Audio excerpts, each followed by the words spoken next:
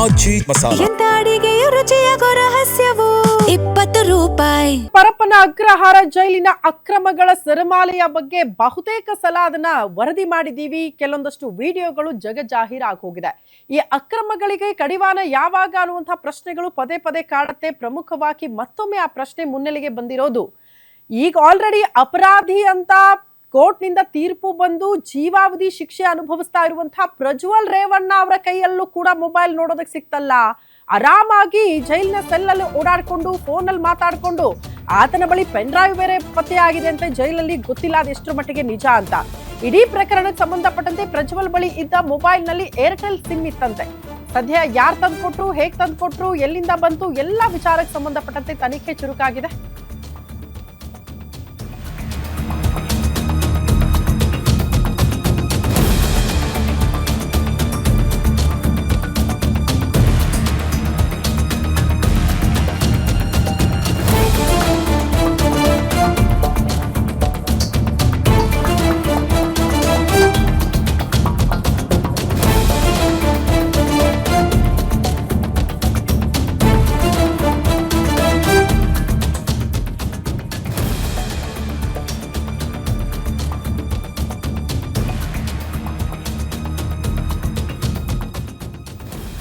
ಜೈಲಿನಲ್ಲಿ ಪ್ರಜ್ವಲ್ ಬಳಿ mobile phone ಪತ್ತೆಯಾಗಿರುವ ಪ್ರಕರಣಕ್ಕೆ ಸಂಬಂಧಪಟ್ಟಂತೆ ಯಾವ ಸಿಮ್ ಇತ್ತು ಅನ್ನೋದನ್ನ ಪೊಲೀಸರು ಪತ್ತೆ ಹಚ್ಚಿದ್ದಾರೆ. ಪ್ರಮುಖವಾಗಿ ಏರ್ಟೆಲ್ ಸಿಮ್ ಆ ಮೊಬೈಲ್ ಅಲ್ಲಿ ಇತ್ತು ಅಂತ. ಈಗ ಏರ್ಟೆಲ್ ಕಂಪನಿಯವರಿಗೆ ಪೊಲೀಸರು ಒಂದು ಪತ್ರ ಬರೆದಿದ್ದಾರೆ. ಯಾವಾಗಿನಿಂದ ಈ ಸಿಮ್ ಆಕ್ಟಿವ್ ಅಲ್ಲಿ ಇತ್ತು, ಎಷ್ಟು ದಿನಗಳಿಂದ ಆಕ್ಟಿವ್ ಅಲ್ಲಿ ಇತ್ತು, ಸೊ ಅದರ ಬಗ್ಗೆ ಒಂದಷ್ಟು ಮಾಹಿತಿಯನ್ನ ಕೋರಿ ಪತ್ರ ಬರೆದಿದ್ದಾರಂತೆ ಜೈಲ್ ಅಧಿಕಾರಿಗಳು. ಆ ಮೂಲಕ ಎಷ್ಟು ದಿನ ಆಯ್ತು ಈತನ ಕೈಯಲ್ಲಿ ಮೊಬೈಲ್ ಬಂದು, ಯಾರು ತಂದ್ಕೊಟ್ರು, ಎಲ್ಲಿಂದ, ಹೇಗೆ ಅನ್ನೋದ್ರ ಬಗ್ಗೆ ಕೂಡ ಅದರ ಮೂಲ ಪತ್ತೆಗೆ ಜೈಲಧಿಕಾರಿಗಳು ಮುಂದಾಕಿದ್ದಾರಂತೆ. ಎನಿವೆ, ಯಾರೇ ಹೊರಗಡೆಯಿಂದ ತಂದು ಕೊಟ್ಟರು ಕೂಡ ನಿಮ್ಗೆ ಜೈಲಲ್ಲಿ ಇರುವಂತಹ ಸಿಬ್ಬಂದಿ ಮೂಲಕನೇ ಅಲ್ವಾ ಪ್ರಜ್ವಲ್ ರೇವಣ್ಣ ಕೈ ತಲುಪಬೇಕು. ಹಂಗಾಗಿ ಅಲ್ಲಿರುವಂತಹ ಸಿಬ್ಬಂದಿಗಳ ವಿರುದ್ಧ ಇಷ್ಟು ದಿನಗಳ ಕಾಲ ಕ್ರಮ ಆದ್ರೂ, ಜೈಲಧಿಕಾರಿಗಳ ವಿರುದ್ಧ ಕ್ರಮ ಆದ್ರೂ ಕೂಡ ವ್ಯವಸ್ಥೆ ಮಾತ್ರ ಸರಿ ಆಗ್ತಾ ಇಲ್ವಲ್ಲ ಅನ್ನೋದೇ ವಿಪರ್ಯಾಸದ ಸಂಗತಿ. ಅಗೇನ್ ಯಾರೋ ಹೊರಗಡೆಯಿಂದ ತಂದು ಕೊಡ್ತಾರೆ, ನೀವು ಹೋಗಿ ಅದನ್ನ ಕೈದಿಗಳಿಗೆ ಕೊಡ್ತೀರಿ ಅಂತ ಆದ್ರೆ ಜೈಲಿನ ವ್ಯವಸ್ಥೆಯನ್ನ ಸರಿ ಮಾಡೋದಕ್ಕೆ ಸಾಧ್ಯನಾ? ಕೈದಿಗಳ ಮನಪರಿವರ್ತನೆಯ ಜಾಗ ಮನಪರಿವರ್ತನೆಯಾಗಿ ಉಳಿಯೋದಕ್ಕೆ ಸಾಧ್ಯನಾ? ಈ ಪ್ರಶ್ನೆ ಇದೆ. ಹಂಗಾದ್ರೆ ಸಾರ್ವಜನಿಕರ ಟ್ಯಾಕ್ಸ್ ಕಟ್ಟೋ ದುಡ್ಡಲ್ಲಿ ಇವ್ರನ್ನೆಲ್ಲ ಯಾಕೆ ಸಾಕಬೇಕು ಜೈಲಲ್ಲಿ ಇಟ್ಕೊಂಡು? ಇವ್ರು ಯಾವತ್ತಿದ್ರೂ ಕೂಡ ಸಮಾಜಕ್ಕೆ ಮಾರಕ ಅಲ್ವಾ? ಇದನ್ನ ಸಾರ್ವಜನಿಕರು ಪ್ರಶ್ನೆ ಮಾಡ್ತಿದ್ದಾರೆ. ಜೈಲಿಗೆ ಕಳಿಸೋ ಉದ್ದೇಶ ಏನು? ತಪ್ಪನ್ನ ಸರಿ ಮಾಡ್ಕೊಳ್ಳಿ, ಮನ ಪರಿವರ್ತನೆಯಾಗ್ಲಿ, ಒಬ್ಬ ಒಳ್ಳೆ ವ್ಯಕ್ತಿಯಾಗಿ ಸಮಾಜದಲ್ಲಿ ಬದುಕುವಂತ ವ್ಯಕ್ತಿಯಾಗಿ ಆಚೆ ಬರ್ಲಿ ಅಂತ. ಬಟ್ ಹಂಗಲ್ಲ, ವ್ಯವಸ್ಥೆಯನ್ನ ಹಳ್ಳ ಹಿಡಿಸೋ ಮೂಲಕ ಸಾರ್ವಜನಿಕರ ದುಡ್ಡಲ್ಲಿ ಇವ್ರಿಗೆ ಊಟ ಬಟ್ಟೆ ಎಲ್ಲ ಕೊಟ್ಟು ಸಾಕದಂತೆ ಜೈಲಲ್ಲಿ ಇಟ್ಕೊಂಡು ಆ ಜೈಲಿನ ಸಿಬ್ಬಂದಿ ದುಡ್ಡಿನ ಆಸೆಗೆ, ಪ್ರಭಾವದ ಆಸೆಗೆ ಅವ್ರ ಕೈ ಮೊಬೈಲು ಕೊಡ್ತಾರೆ, ಗಾಂಜಾನು ಕೊಡ್ತಾರೆ, ಸಿಗರೇಟು ಕೊಡ್ತಾರೋ, ಕೇಳಿದ್ದೆಲ್ಲ ತಂದು ಕೊಡ್ತಾರೆ. ಇಂಥವ್ರು ಬೇಕಾ ಅನ್ನೋದೇ ಪ್ರಶ್ನೆ ಇದೆ. ಸೊ ಎನಿವೆ, ಈಗ ಪ್ರಜ್ವಲ್ ರೇವಣ್ಣ ಅವರ ವಿಚಾರಕ್ಕೆ ಸಂಬಂಧಪಟ್ಟಂತೆ ಮೊಬೈಲ್ ಹೇಗ್ ಬಂತು, ಎಲ್ಲಿಂದ ಬಂತು ಅನ್ನೋದನ್ನ ಪತ್ತೆ ಹಚ್ಚೋದಕ್ಕೆ ಅಧಿಕಾರಿಗಳು ಮುಂದಾಗ್ತಿದ್ದಾರೆ.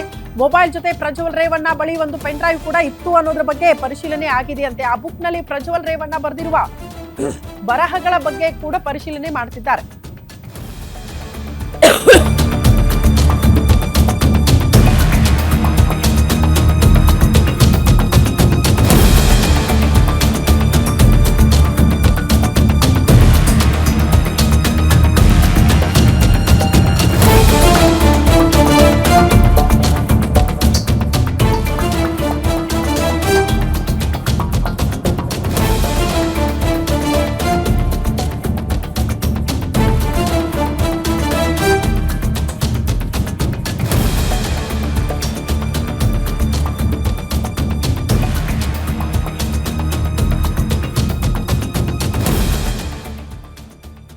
ಪ್ರಜ್ವಲ್ ರೇವಣ್ಣ ಬಳಿ ಒಂದು ನೋಟ್ಬುಕ್ ಪತ್ತೆ ಆಗಿದೆ ಅನ್ನೋದ್ರ ಬಗ್ಗೆ ಡೀಟೇಲ್ ಸಿಗ್ತಾ ಇದೆ. ಆ ಬುಕ್ ನಲ್ಲಿ ಪ್ರಜ್ವಲ್ ರೇವಣ್ಣ ಬರೆದಿರುವ ಬರಹಗಳ ಬಗ್ಗೆ ಪರಿಶೀಲನೆ ಆಗ್ತಾ ಇದೆ ಅನ್ನೋದ್ರ ಬಗ್ಗೆ ಕೂಡ ಮಾಹಿತಿ ಸಿಗ್ತಾ ಇದೆ. ಆ ನೋಟ್ಬುಕ್ ನಲ್ಲಿ ಕೆಲ ನಂಬರ್ಗಳಿರೋದು ಕೂಡ ಪತ್ತೆ ಆಗಿದೆ ಅಂತೆ. ಪ್ರಜ್ವಲ್ ರೇವಣ್ಣ ತಮ್ಮ ಕೈಯಾರೆ ಬರೆದಿರುವಂತ ಫೋನ್ ನಂಬರ್ಗಳು ಯಾರ್ದು, ಯಾರನ್ನ ಕಾಂಟ್ಯಾಕ್ಟ್ ಮಾಡೋದಕ್ಕೆ ಇಷ್ಟಪಡ್ತಾ ಇದ್ರು, ಅವ್ರ ಜೊತೆ ಯಾಕೆ ಸಂಪರ್ಕದಲ್ಲಿದ್ರು, ಒಳಗಡೆನಿಂದ ಮಾತನಾಡಿ ಯಾವ ರೀತಿ ಮಾಹಿತಿಯನ್ನ ಕಲೆ ಹಾಕ್ತಾ ಇದ್ರು, ಇಲ್ಲಿಂದ ಏನಾದ್ರೂ ಮಾಹಿತಿ ಕೊಡ್ತಾ ಇದ್ರಾ, ಈ ವಿಚಾರಕ್ಕೆ ಸಂಬಂಧಪಟ್ಟಂತೆ ಕೂಡ ಅಧಿಕಾರಿಗಳು ಮಾಹಿತಿನ ಕಲೆ ಹಾಕೋದಕ್ಕೆ ಮುಂದಾಗಿದ್ದಾರೆ. ಏನಿವೆ, ಮುಂದುವರೆದು ಅಲ್ಲಿರುವಂತಹ ಒಬ್ಬ ಜೈಲಧಿಕಾರಿಯನ್ನ ಕೂಡ ಸಸ್ಪೆಂಡ್ ಮಾಡಿದ್ದಾರೆ ಅನ್ನೋದ್ರ ಬಗ್ಗೆ ಮಾಹಿತಿ ಸಿಗ್ತಾ ಇದೆ. ಈ ಸಸ್ಪೆಂಡು ಕ್ರಮ ಎಲ್ಲವೂ ಕೂಡ ಜಸ್ಟ್ ಪತ್ರಗಳಿಗೆ ಸೀಮಿತ ಅನ್ಸುತ್ತೆ. ಯಾರನ್ನ ಸಸ್ಪೆಂಡ್ ಮಾಡಿದ್ರು ಕೂಡ ವ್ಯವಸ್ಥೆ ಸರಿ ಆಗಲ್ವಲ್ಲ ಅಂತ. ಈ ಬಗ್ಗೆ ಮತ್ತಷ್ಟು ಡೀಟೇಲ್ಸ್ ಅನ್ನ ಕೊಡ್ತಾ ಹೋಗ್ತಾರೆ ಕ್ರೈಮ್ ಬ್ಯೂರೋ ಹೆಡ್ ಮಂಜುನಾಥ್ ನೇರ ಸಂಪರ್ಕದಲ್ಲಿ ಜಾಯಿನ್ ಆಗ್ತಿದ್ದಾರೆ. ಮಂಜುನಾಥ್, ಜೈಲಿನ ಅವ್ಯವಸ್ಥೆಗಳ ಆಗರ ಯಾವಾಗ ಸರಿ ಆಗೋದು ಅನ್ನೋದೇ ಪ್ರಶ್ನೆ. ಈ ಸಸ್ಪೆಂಡು ಕ್ರಮ, ಎತ್ತಂಗಡಿ ಒಬ್ಬ ದಕ್ಷ ಪ್ರಾಮಾಣಿಕ ಅಧಿಕಾರಿಗಳು ಬಂದ್ರೂ ಕೂಡ ವ್ಯವಸ್ಥೆ ಸರಿ ಆಗ್ತಿಲ್ವಲ್ಲ ಅಂತ. ಇದು ಮನ ಪರಿವರ್ತನೆ ಜಾಗ ಅಲ್ಲ, ಬದಲಾಗಿ ಇನ್ನಷ್ಟು ಅಪರಾಧ ಮಾಡೋದು ಹೆಂಗೆ ಅನ್ನೋದನ್ನ ಕಲಿಸುವಂತ ಜಾಗ ಅಂತ ಅನಿಸ್ತಾ ಇದೆ. ಡೀಟೇಲ್ಸ್ ಅನ್ನ ಕೊಡ್ತಾ ಹೋಗೋದಾದ್ರೆ ಜೊತೆ ಜೈಲಿನ ಅಕ್ರಮಗಳನ್ನ ಅವ್ಯವಹಾರಗಳನ್ನ ಸರಿಪಡಿಸ್ತೇವೆ ಅನ್ನೋದು ಸದ್ಯಕ್ಕೆ ದೂರವಾದಂತ ಮಾತು. ಯಾಕಂತಂದ್ರೆ ಎಂತ ಒಬ್ಬ ಒಳ್ಳೆಯ ದಕ್ಷ ಅಧಿಕಾರಿಯನ್ನ ಅಲ್ಲಿ ಹಾಕಲು ಸಹ ಅಲ್ಲಿರ್ತಕ್ಕಂಥ ಸಿಬ್ಬಂದಿ ಆಮಿಷಗಳ ಒಳಗಾಗಿ ಅಲ್ಲಿ ಅಕ್ರಮಗಳಿಗೆ ಸಾಥನ್ನ ಕೊಡ್ತಾರೆ ಅಂತಕ್ಕಂಥದ್ದು. ಆ ಒಂದು ಹುದ್ದೆಗಳಲ್ಲಿ ಅಂದ್ರೆ IPS ಅಧಿಕಾರಿಗಳ ಉನ್ನತ ಹುದ್ದೆ ಏನಿದೆ ಅವರು ಹೇಳ್ತಕ್ಕಂಥ ಮಾತು. ಆದ್ರೆ ಇಲ್ಲಿ ಒಂದು ಅಕ್ರಮಗಳನ್ನ ಇಲ್ಲಿ DGP ಆಗಿ ಅಲೋಕ್ ಕುಮಾರ್ ನೇಮಕ ಆದ ಬಳಿಕ ಸಾಕಷ್ಟು ಟೈಟ್ ಮಾಡಿದ್ರು. ಅಲ್ಲಿ ಏನು ಅಕ್ರಮಗಳಿಗೆ ಸಾಥ್ ಕೊಡ್ತಂತ ಸಿಬ್ಬಂದಿಗಳನ್ನ ಸಸ್ಪೆಂಡ್ ಮಾಡೋದಿರ್ಬೋದು ಅಥವಾ ಬೇರೆ ಕಡೆ ವರ್ಗಾವಣೆ ಮಾಡುವಂತ ಕೆಲಸವನ್ನ ಸಹ ಮಾಡಿದ್ರು.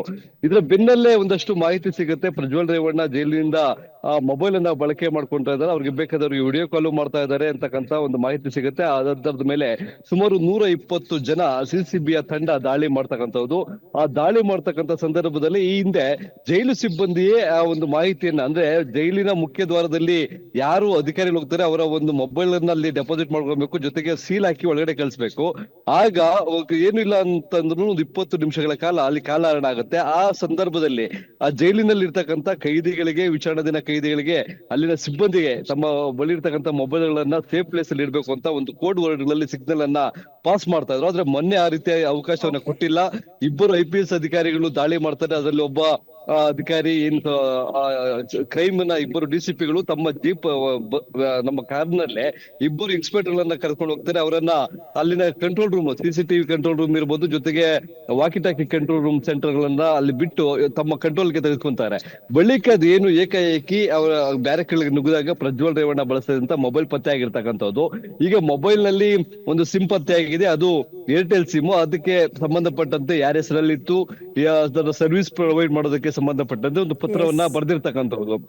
ಇದರ ಜೊತೆಗೆ ಮತ್ತೊಂದು ಆಘಾತಕಾರಿ ಸಂಗತಿ ಅಂದ್ರೆ ಅದು ನಮ್ಮ ರಾಜ್ಯದ ಸಿಮ್ ಅಲ್ಲ ಅನ್ನೋದು ಈಗ ಬೆಳಕಿಗೆ ಬಂದಿದೆ. ನೆರೆ ರಾಜ್ಯದ ಆಂಧ್ರ ಪ್ರದೇಶದ ಒಂದು ನೋಂದಣಿ ಆಗಿರ್ತಕ್ಕಂಥ ಸಿಮ್ ಅನ್ನ ಪ್ರಜ್ವಲ್ ರೇವಣ್ಣ ಬಳಸ್ತಾ ಇದ್ರು ಅಂತಕ್ಕಂಥ ಒಂದು ಮಾಹಿತಿ ಪೊಲೀಸರ ತನಿಖೆ ವೇಳೆ ಬಂದಿದೆ.